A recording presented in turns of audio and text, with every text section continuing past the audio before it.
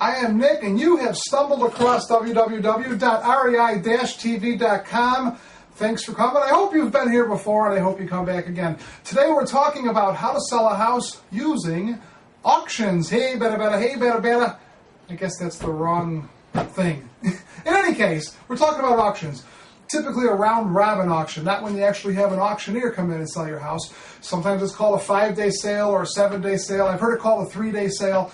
Typically, using an auction as an investor to sell a house, it's usually done with a pretty house, a house that you just finished a rehab on, and maybe a house that you've got an option on. In any case, it's used for a property that is ready to sell, usually to a retail buyer. There are other ways to do auctions. There's a real good technique to sell a house in 3 or 4 days with an auction as a wholesaler. But again, today we're talking about selling a pretty house, selling it to an end user that's going to move in and love you because he's got such a good price. Now, one of the keys to doing this is creating competition. We're all competitive. So are house shoppers. A shopper finds a house that A, is a good deal, and B, they fall in love with, and they'll do everything, anything, even overpay to get that house. Now, we're not teaching you how to get people to overpay. Really, one of the things you can say about selling this way is you really find out what the true market value of a property is when you get enough people looking at it and you do an auction on it. That really shows what the market will bear. More than comps, more than a realtor's opinion, more than a BPO, more than anything, because this is what real people raise their hand and say, I'll take it, I'll take it. That's what we're doing with an auction. So today we're talking about moving pretty houses, and really the whole key to doing this and doing it right is marketing. Just like anything in real estate investing, I say this all the time, there's really nothing. Usually if a real estate investor is suffering, it's usually because he has poor marketing or his marketing isn't working. Marketing is really the key to success. Finding buyers, finding sellers, getting them to come to you in big enough numbers so you have plenty of deals. That's really what makes us successful. But in any case, marketing is the key. Now, you're going to do some online marketing, but I find, first off, and when you do an auction like this, it's a quick deal. 5, 6, 7, 8 days, boom, it's done from start to finish. It's a lot of work, I'll tell you that, those 5 to 6, 7 days.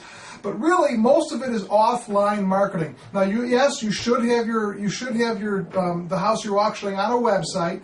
Yes, you should be able to. You should advertise online for it. But really, we have found at least that the majority of our people showed up from offline marketing. But use Craigslist, use Kijiji. Now, one of the things, use Backpage. One of the things you're going to find that you're going to get the most market presence from is the neighborhood and people that live in the neighborhood, and we're going to talk about how to get those people involved to try to fill your house. It's always good to get a lot of people, like affiliates, trying to find buyers for your house. But now what you're going to market, you're going to market auction. You're going to have that word as one of the buzzwords.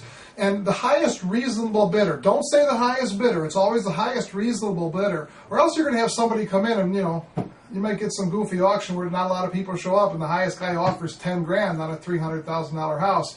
I don't think it would happen. But in any case, highest reasonable bidder. And what you're always pitching, the lingo that you're going to use is best bidder home sale. House to be sold to the highest reasonable offer. Best bidder home sale. So you're going to put that on your Kijiji, on your Craigslist, and you're going to market this. Start about 10 days ahead of time and load up all those free websites with the keywords, buzzwords, auction, best bidder home sale.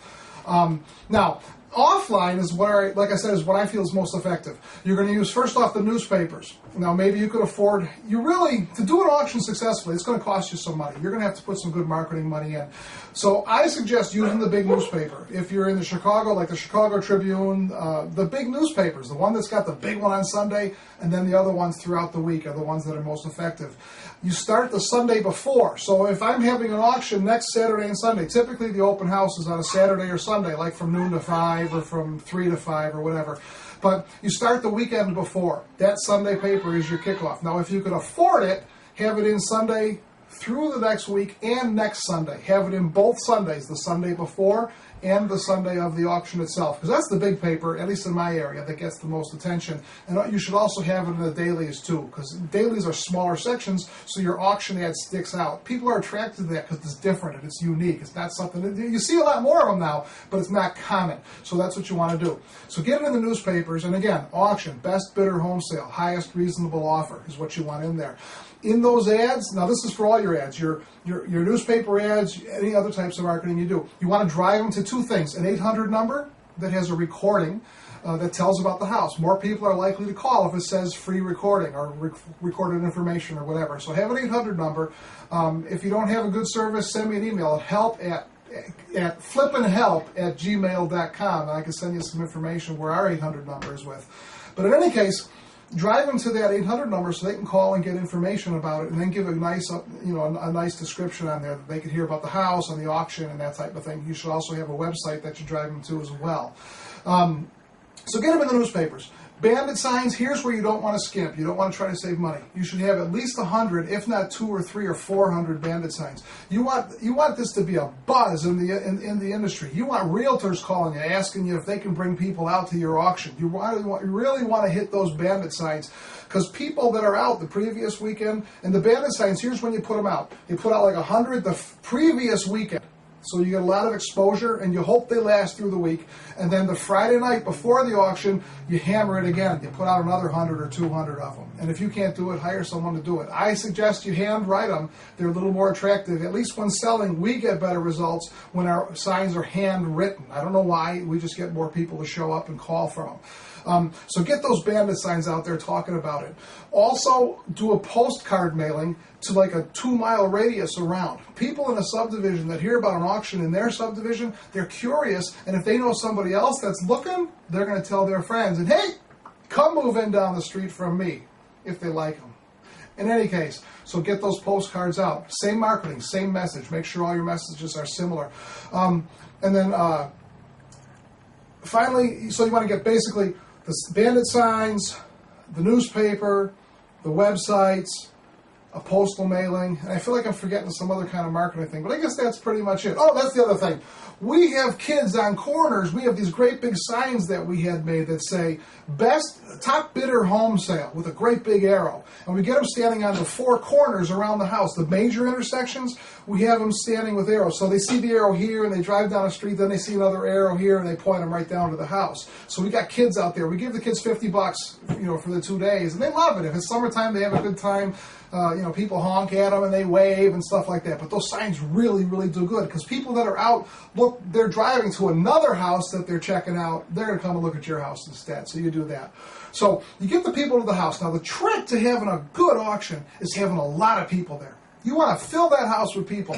The more people you got roaming around in there, the more competition there is. And look at all these people. Honey, they want our house. We're going to bid. Okay, so basically, now there's a right way and a wrong way to handle this. And I'm covering this quick. There's a lot more info you can get. Read about it online. Send me the email at flippinhelp@gmail.com and ask me some questions. You're going to start the bids, and you're going to advertise this at about 60%. So if it's a $300,000 house, you're going to advertise. Bidding starts at $180,000. $200,000 house. Bidding starts at $120,000, because you really want to attract people and get them out there. So, when they come to the house, Curly, shut up! That's my bird. In any case, I guess it worked, huh? In any case, you want the house to be as pretty as you can. I mean, you want it cleaned up, you want it spruced up. If you can afford to get some furniture in there and stage the house, stage it. You want to make it just spotless. You want people to come in and fall in love with that house when they see it. So make it look as good as you can. Have a greeter at the door welcoming everybody. Hello, thank you so much for coming. And they give a handout, and the handout has comps from sales in the area. It has, and you don't always have to have comps. This is one time that as an investor, you're going to tout, you're going to show off other houses that are just for sale. When we run comps, we don't care what houses are selling for. We care the actual sales price and what they sold for. We don't care about the asking price. But if there's a house down the street that's the same house and they're asking a high price, you want to include that. So you hand them a little kit that tells them about the house and the square footage about every room, and it gives them a picture of the house, and it tells about all the details, the age of the house, and the amenities and what comes with it, the taxes and all that stuff. You give them a nice little handout. If you've had an inspection, and I suggest you get a home inspection if it's a house in good shape, even if it's not, you want to be honest with people. Everything's up front. Have that inspection report in there. If you've had an appraisal done on the house, have that appraisal done in there. And also you're going to have a page in that handout that has all the rules of the auction. It tells about how the round-robin auction works. It tells when the house is going to be actually auctioned. It tells that the next day, the Monday, the high bidder has to show up with $1,000 earnest money and sign a contract, and it gives all that information in it. And here's what they're going to see. So when they get to the house, You want to have the house. Some people put signs throughout the house. All appliances stay, jacuzzi tub, anything that's special or unique. Make a little sign, make it look sharp. Maybe even have a printer do it, or print it out on your computer, or put it on a cardboard backing. Point out anything that's a selling point. Make sure that people see that as they walk through the house. Now, when they get to the kitchen, that's where we do it. That's where we have the actual bidding sheets, and we have sheets on clipboards where they can bid. And they put their name, they put their phone number, and they put their bid. And we tell people you could bid anything. You could bid $1, you could bid $5, you could bid $100, but we encourage them, and we explain to them why as we're showing them around. We encourage them to give a nice high bid, because we tell them, if you give a nice solid bid, you're going to scare other people into not bidding. Other people are going to look at your bid and say, oh, honey, I guess they're going to get that house. Now, really, it works the opposite. It works the opposite than that, But in any case, that's why you want to not convince people, but you want people to give some solid bids, because here's what happens. Other people see that and they'll bid higher. Sometimes we'll actually get people at the auction that'll bid a little bit higher on, than they see the next guy. But you might even walk away. You might have 20 bids and the highest one might be $100. You really never know, and it doesn't matter. So here's what happens. You tell everybody that's coming through, the house is going to be sold to the highest bidder Sunday night at 7 o'clock. Or whatever, but typically we say 7. And then at 7 o'clock Sunday night, you call the highest bidder on the list. And, hi, Mr. Bidder, thank you for coming to our auction. Congratulations, you are the highest bidder. Would you like to raise your bid before we call the other buyers? And mostly they say no, but you tell them, if you raise your bid now, you might scare some other people out, and it might help you win this house. And then they say yes or no. Then you call the second highest bidder from your bidding sheets. Hello, Mr. Bidder, the highest bid is this. How much do you want to raise the bid? Don't say, do you want to raise the bid? It makes it easy for them to say no. But the highest bid is this. What would you like your bid to be? And the husband will call and they'll discuss it. The husband and wife will discuss it, and make sure they know they have to be home or at least available at 7 o'clock, or they're not eligible, and they will be. If someone isn't there, leave a message for them. Tell them we're in the bidding process. Here's the high bid. Call us back if you'd like to bid. Because some of them, they're just not going to answer. Then you just go down the list. You call the third and the fourth and the fifth. Some are going to drop out. When you get to the bottom, you go right back to the first person who used to be the high bidder, and you call him. Mr. High Bidder, I know you were the high bidder, but unfortunately you're not anymore. What would you like to bid? And you basically, you go round and round until everybody drops out except for one person. Then when everybody else is out, you call the one person. Congratulations, you won the auction. You're going to love this house. And you make arrangements to meet them the next day and get the contract signed and the $1,000 and that type of thing. If they back out, you go down to your second highest bidder, or whatever it might be. And sometimes you might have to change it. You might have to call them, and the first person might back out. The second person might not have bid enough for you to sell it. You might have to inch them up. But in any case, that's how you do the auction, and that's how they win it. And it takes a lot of preparation. It's a lot of work for that week. Basically, it's all marketing. You get enough people in that house, and you get some competition going, and you're going to end up selling a house. And you might be surprised how much you're going to sell it for. You might get full retail for that house because of the competition. You might even sell it for more than you thought you were going to sell it for, more than you were asking earlier, more than your seller was asking. You never really know. It could be surprising. And they don't always sell. I hate to give you the bad news, but let's face it, it's not like some people teach. Every deal in this business doesn't go through. But if your marketing was right, usually if you don't sell it, it's due to poor marketing. So if you want to look at a site, let me give you a website. I think it's www.11904winterberry.com. That was a site that we made for our last auction. 11904winterberry.com. And you'll see the website that we made for our last auction, and you can check it out and kind of get some ideas about the rules and all that other thing. So I guess I've been talking a long time. One more thing I want to add, and I can't go into a lot of detail because I've already taken a lot of time, but to keep a track of all your people that came to that house, you can get realtors to give you $10, $20 a lead for everyone that showed up at that house. Some guys do these things. We have one of the guys in my group that's a lender, but there are folks that charge mortgage lenders $3,000 to $5,000 to come out and sit in that house and talk to those people as they come through the house. It's paid up front. Covers your marketing, doesn't it? think outside of the box. Thanks for coming. I'm Nick. I'm glad you showed up.